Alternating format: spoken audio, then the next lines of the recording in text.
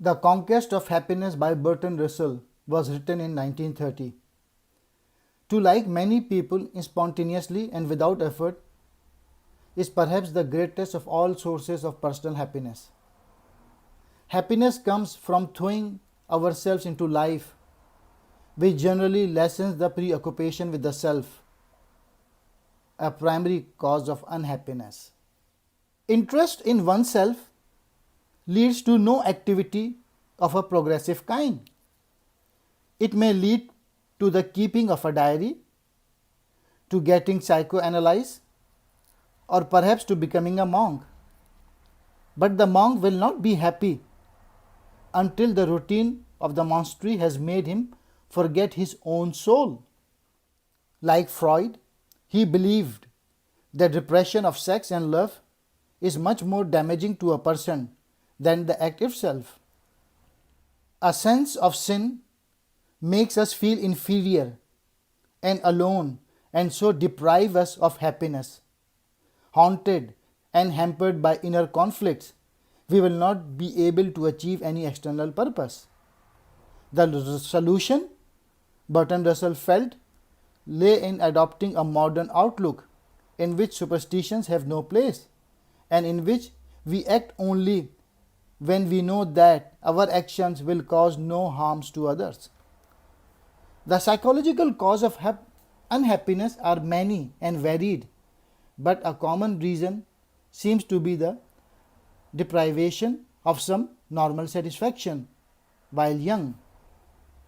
Since that satisfaction is valued above all else, emphasis is directed to achieving that one thing and other activities are sidelined.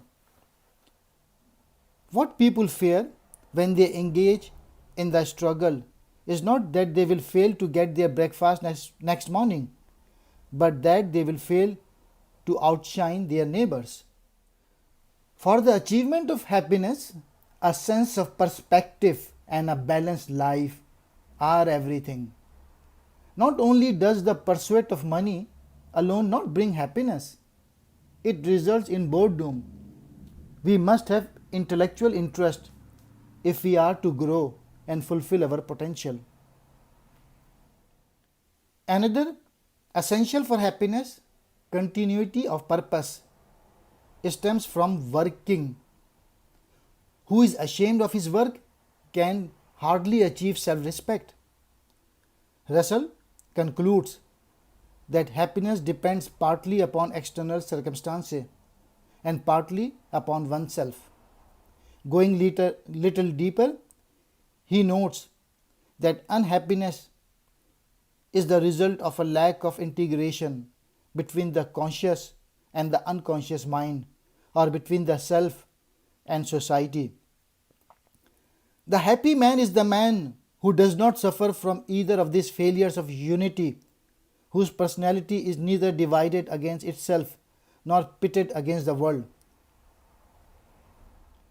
Above all, happiness can be attained from directing our interest outward, being less self-centered, and avoiding envy, self-pity, fear, and self-admiration.